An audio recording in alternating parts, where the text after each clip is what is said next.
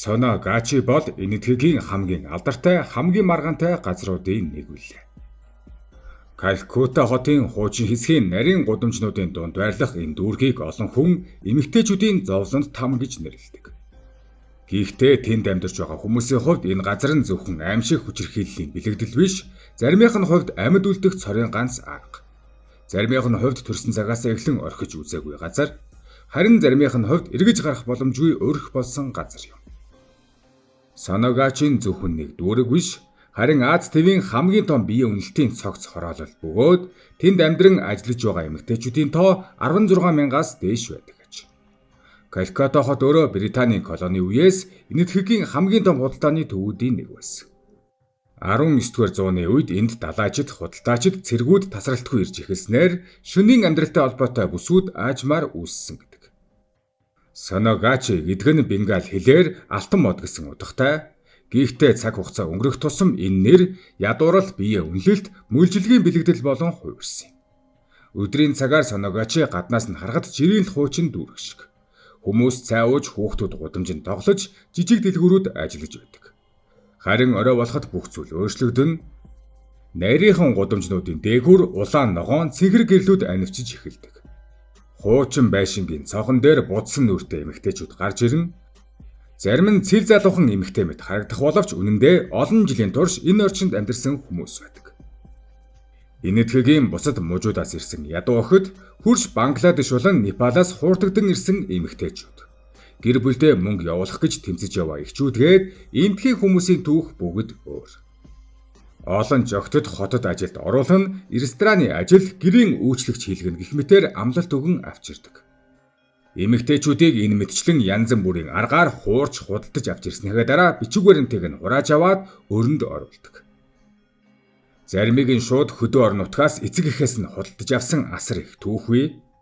Хөөрхийлэлтэй мянган эмэгтэйчүүдээс гадна Соногачигийн хамгийн харамхуй тал бол хүүхдүүдийн хувь тавилан. Тэнд төрсэн хүүхдүүд харамсалтай орчинд өсдөг. Өдрийн турш гудамжинд тоглож байгаа жалууд орой болоход арх зодоон үйлчлэгчдийн дуу чимээний дунд унтдаг. Зарим охид ээжийнхээ замар орох нь бараг зайлшгүй хувь заяа. Энэ мөчлөг үеэс үед давтагцаар ирсэн. Гэхдээ бас зөвхөн хүчирхийллээр бүгдийг шийддэг биш нь сонирхолтой. Тэнд өөрийн гэсэн дүрм дотоод соёл, амьд үлдэх арга бий болсон байдаг. Эмэгтэйчүүд хоорондоо хүүхдээ харж өгнө, зарим нь нэгэндээ мөнгө зээлүүлнэ. Зарим нь өвдсөн нэгнээ асарч хамгаална. Гаднаас нь харахад харанхуй ертөнц мэт боловч дотор нь өөрийн гэсэн жижиг нийгэм бий болсон. 1980-ад он гэхэд дохын асуудал энэтхэгт хүчтэй нэмэгдэж эхэлсэн. Тэр үед Соногачи дэлхийд даяар анхаарал татаж эхэлсэн юм. Олон улсын байгууллагууд энд эрүүл мэндийн төсөл хэрэгжүүлж хамгаалтын хэрэглээ тарааж эхэлсэн. Үүний дараа секс ажилчдын эрхийн тухай яриа илүү хүчтэй гарч эхэлсэн юм. Хамгийн нөлөө бүхий байгууллагын нэг нь Дурбар гэх байгууллага. Энэ байгууллага бүх хүмүүсийг зөвхөн хохирогч гэж харах нь буруу гэж үздэг байсан. Учир нь зарим эмэгтэйчүүд өөрсдийн хүслээр энд ирсэн гэж мэдэгддэг байж. Харин хүний намаа албадлагыг тусад нь ялах ёстой гэж тэд тэмцдэг байж. Гэвч бодит байдал дээр энэ хоёрын зааг үргэлж тодорхой байдаггүй. Ядуур л өөрөө заримдаа далд албадлага болдог. Хэрвээ хэн нэгний өмнө зөвхөн өлсөх эсвэл бие худалдах хоёрхан сонголт байвал тэр үнэхээр сонголт мөн үү гэдэг асуулт олон жил маргаан дагуулсаар иржээ. Соногачи зөвхөн энэтхэгийн асуудал биш. Энэ газар дэлхийн хотчлт ядуурал хүний намаа эмэгтэйчүүдийн эрх, капитализмын хамгийн харанхуй талуудыг нэгдүгээр харуулсан газар болсон юм. Тиймээс олон баримтат кино бүтээгчид, сэтгүүлчид, судлаачид энэ гудамжлуу ирсээр байдаг. Гэхдээ камерт бичигддэггүй нэг зүйл байдаг. Шөн дундаас хойш зарим эмэгтэйчүүд дээвэр дээр гарч суудаг тухай сурвалжлагууд байдаг. Доороос нь хөгжим хүмүүсийн орилго чимээ сонсогдож байхад тэд зүгээр л тэнгэр ширтэн суудаг. Магадгүй тэр хэдхэн минут л тэдний өөртөөгөө үлддэг цорын гац мөч байсан байх. Соногачид шинээр ирсэн хүмүүс эхний өдрөөсөө л хотын бусад хэсгээс тис өөр ертөнцид ордог. Гудамжууд нь нарийн хуучин байшингууд нь бие биеэ шахсан, цахилгааны утаснууд толгой дээгүүр Аазны тор шиг хэрсэн байдаг. Өдөр нь худалдаачид дугуй тэрэг цайны мохолгууд энгийн амьдралын дүр зургийг үзүүлдэгч орой болох тусам дүүргийн жинхэнэ төрх аажмаар ил гарч эхэлдэг. Зарим байшин дотор агаар бараг ордоггүй жижиг өрөөнүүд бий. Нэг өрөөнд хэд хэдэн хүн амьдрах тохиолдлууд ч олон. Хуучин ор хувцсны шүүгээ жижиг тойл, хананд өлгсөн шашны зураг. Олон эмэгтэйд тэр хитгэн зүйлэл хувийн өмчин болдог. Зарим эмэгтэйчүүд гэр бүлдээ мөнгө явуулдагч гэрийнхэн нь яг ямар ажил хийдгийг нь мэддэггүй аж. Энэ дэрсэн эмэгтэй бүрийн түүх өөр боловч нийтлэг хэв маяг ажиглагддаг. Хөдөө тосхон төрсэн охид багасаа сургууль завсардсан байдаг. Зарим нь аавгүй өссөн, зарим нь өртөө гэр бүлээс ирсэн, зарим нь бага насндаа хүчирхийлэлд өртсөн байдаг. Ийм хүмүүсийг хуурж авчирхад амархан байдаг. Хүний наймаачид ихэвчлэн итгэл ашигладаг. Тоосгоны танил хүн, хоолын хамаатан, эсвэл ажил зуучлагчийн дүр эсгсэн хүмүүс охтыг дагуулan ирдэг. Эхэндээ бүх зүйл хэв юм санагдана. Галт тэргээр хот руу явж ажлын газраа үзүүлнэ. Харин дараа нь тэднийг өрөөнд оруулж эхэлдэг байна. Замын зардал, байр, хоол, хувцас бүгд үр болж хувирдаг. Ингээд ажил хийж байж өрөөтөл гэсэн шантаажинд оруулдаг. Гэвч тэр өр ихэнхдээ дуустдаггүй. Өдрийн орлогоноос байрны мөнгө хамгаалтын мөнгө, зуучлагчийн хувь, хоолны мөнгө гээд бараг бүхнийг суудгадаг. Үлдсэн багахан мөнгөөр амьдрах шаардлагатай болдог. Зарим эмэгтэй олон жилийн дараач өртөө хിവэр байсан тухайга ярьсан байдаг. Соногаачид мадам гэж нэрлэгддэг хүмүүс чухал үүрэгтэй. Тэд байр орон сууц үйлчлүүлэгчгээд бүгдийг зохицуулдаг. Зарим нь эмэгтэйчүүдийг хамгаалдаг бол зарим нь хамгийн харгас мөлжигч болдог байв. Энд тогтсон эдгээр систем албан ёсны хууль биш мөртлөө өөрийн гэсэн шатлалтай. Орой харуу бүрий болох үед үйлчлүүлэгчид аажмаар орж ирнэ. Зарим нь ажилчин хүмүүс, зарим нь бизнесмен, зарим нь оюутан, зарим нь бүр жуулчид байдаг. Энэ газар зөвхөн ядуу хүмүүсийн биш, нийгмийн бүх дагваргын хүмүүсийг очдог газар болсон нь олон хүнийг гайхшруулдаг. Гэхдээ хамгийн аимшигтай зүйл нь хүчирхийлэл үргэлж ойрхон байдаг. Архидсан үйлчлүүлэгчид, мөнгө төлөхөөс татгалзсан хүмүүс, зодон, хутга, дээрэм. Энд цагдаа нар байхавч заримдаа тэднийг хамгаалдаг, заримдаа авилга авдаг, заримдаа бүр дарамт үзүүлдэг тухай яриа олон. Тиймээс эмэгтэйчүүд ихэнхдээ асуудал гарсан ч гомдол гарахгүй өнгөрөөдөг байж. Энд төрсэн хүүхдүүдийн зарим нь сургуульд явдагч гадуурхалтай тулгардаг. Соногачигийн хүүхэд гихнэр тэднийг багаас нь дагаж эхэлдэг. Иймээс олон хүүхэд дунд ангидаа ороод сургуулиа орхидог. Хүүгүүд нь жижиг гэмтэрэг мансууруулах бодисын бүлэглэл татагдах нь бий. Харин огт нь дахин ижил мөчлөглөө орж эхэлдэг. Гэсэн ч энэ дөрөвт амьдралын өөр өнгө баяс байдаг. Зарим орой эмэгтэйчүүд дээвэр дээр цугларч хоол идэг. Баярын үеэр хөгжим ишгэлж хүүхдүүд бүжиглэн. Энэтхэгийн томоохон баяруудын үеэр Соногачигийн гудамж хүртэл гэрлээр чимэглэгддэг. Зөвхөн тэдгээр үедэл хүмүүс өөрсдийгөө энгийн амьдралтай мэд сандаг. Гэхдээ зарим эмэгтэйчүүд энэ орчноос гарч чадсан түүхүй хурим хийж өөр хот руу нүүсэн хүмүүс ч байсан. Зарим нь жижиг дэлгүүр нээсэн, зарим нь бусад эмэгтэйд туслах ажилтан болсон. Гэхдээ ийм тохиолдол цөөхөн. Учир нь нийгмийн гадуурхалд маш хүчтэй хэвээр байдаг. Нийгэнд Соногачид амьдарч байсан гэдгийг хүмүүс мэдвэл ажил олдохгүй байх, байр түрээслэхэд татгалзах, хүүхдийг нь сургуульд авахгүй байх зэрэг асуудал гардаг. Тиймээс зарим эмэгтэйчүүд энэ газраас гарсан ч өнгөрсөн амьдралаасаа гарч чаддаггүй гэж ярьсан байдаг. 1990-ад оноос эхлэн олон улсын хэвлэл мэдээлэл Соногачийг дэлхийд улам их харуулж эхэлсэн. Баримтат кино бүтээгчид, гэрэл зурагчид, сэтгүүлчид тасралт өгөөждөг болсон. Гэвч зарим орсон суугчид үүнд дургүй байж. Учир нь жирийн хүмүүс тэдний хүн биш зүгээр л аимшигтай газрын дүр зураг мэт хардаг болсон гэж үздэг болсон. Соногачигийн хамгийн том эмгэнэл нь магадгүй энэ. Тэнд амьдарч байгаа хүмүүс бүгд өөр өөр мөрөөдөлтэй, өөр өөр айдастай, өөр өөр түүхтэй хүмүүс. Гэвч дэлхийд тэднийг ихэвчлэн нэг лүгээр тодорхойлдог байсан Азийн хамгийн том биеийн үнэлтийн дүүрэг. 1990-ад онд Соногачид шинэ охин гэдэг ойлголт маш эрэлттэй байсан гэх аимшигтай баримтууд бий. Нас бага харагдах тусам өндөр үнээр үнэлэгддэг байсан тул зарим бүлэглэл зориудаар өсвөр насны охтыг хайдаг байж. Энэ нь олон улсын хүний эрхийн байгууллагуудын анхаарлыг хүчтэй татсан юм. Гэхдээ бүх зүйл далд явагддаг байсан.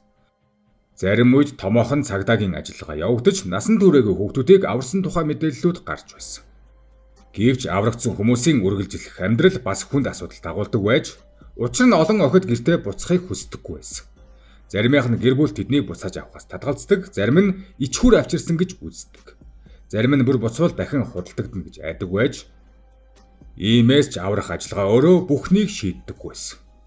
Хамгийн хэцүү зүйл нь хүмүүсийг дахин хэвийн амьдралд оруулах асуудал байсан. Сэтгэл зүйн гэмтэл, боловсралгүй байдал, нийгмийн гадуурхалт гээд тэднийг буцаад ижил орчин руу түлхэх эрсдэлтэй. Энд биеийн үнэлтээс гадна өөр олон далд зах зээл холбогддог байсан.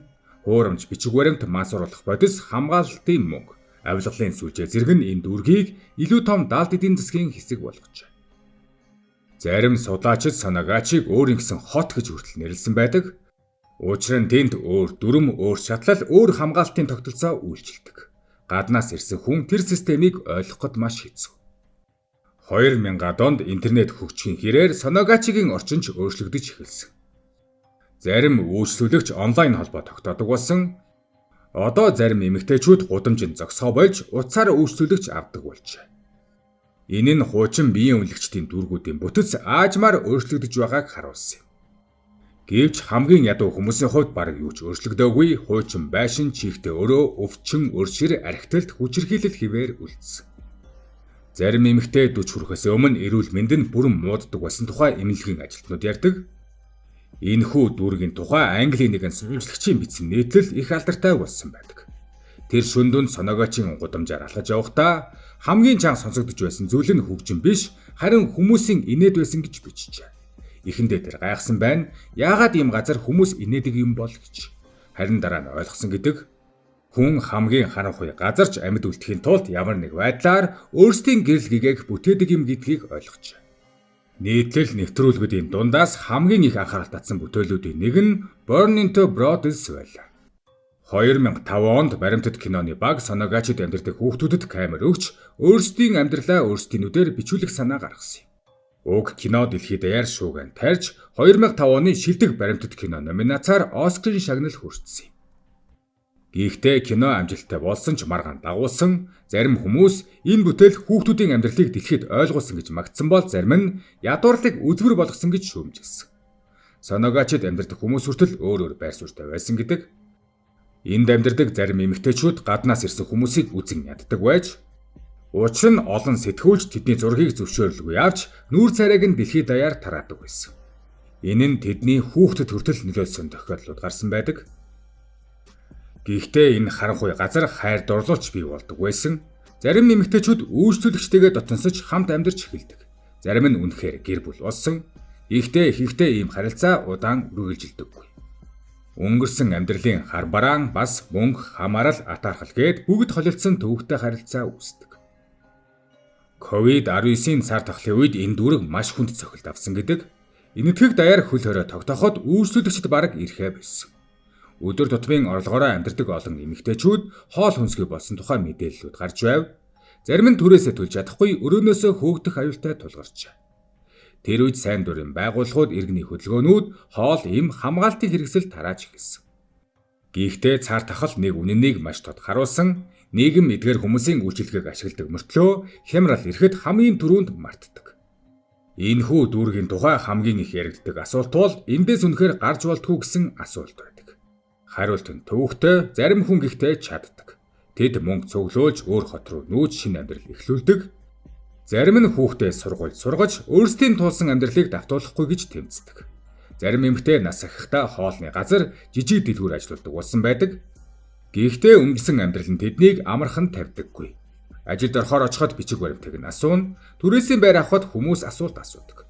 Хүүхдийн сургуулийн эцэг эх хүртэл өнгөрснийг нь мэдвэл зай барих тохиолдол гардаг. Ингээд олон хүн Санагачиг оргисон ч нийгмийн нүдэнд хизээч бүрэн цэвэр болж чаддаггүй. Зарим эмэгтэй бүр зориуд буцаад ирдэг байсан. Учир нь гаднах ертөнцид тэд ганцаарддаг. Харин энд ядаж өөртөө найдал хүмүүс үе. Энэ нь Санагачигийн хамгийн хачирхалтай талуудын нэг. Аимчигтай мөртлөө зарим хүний хувьд цорын ганц танил орчин нь болсон байдаг. Судаачид Санагачиг олон янзаар тайлбарладаг. Нэг хэсэг нь энэ газрыг эмэгтэйчүүдийн мүжилгийн бэлэг тэмдэг гэдэг. Нөгөө хэсэг нь ядуурал эдийн засгийн тэгш бус байдлын үр дүн гэдэг. Зарим нь бүр хүн төрлөختний эртнээс нууж ирсэн зах зээлийн ил хэлбэр гэж үздэг. Гэхдээ энэ газрын хамгийн хүчтэй үнэн бол энгийн нэг зүйл, тэнд байгаа хүмүүс бүгд амьд үлдэхийг хүсдэг хүмүүс. Гудамжны гэрэл, хуучин байшин, улаан гэрэл, орилох дуу чимээний цаана яг л бусадтай адил айдас, мөрөөдөл, дурсамжтай хүмүүс амьдарч байдаг. Зарим нь хүүхдээ эмч болохыг хүсдэг, зарим нь жижиг тосгондоо буцаж очиод дахиж хот орохгүй амьдрахыг мөрөөддөг. Зарим нь зүгээр л нэг шөнийг тайван өнгөрөхийг хүсдэг байна.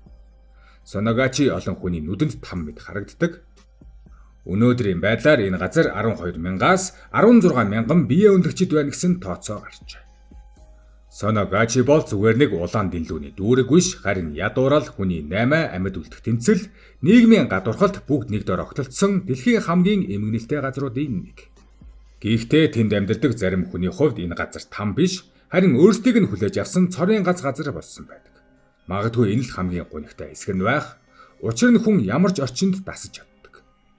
Хэтэрхий удаан харанхуйд амьдарсан хүн хүртэл нэг л өдөр тэр харанхуйгаа гэр орон минь хэмээн нэрлэж эхэлдэг гэж.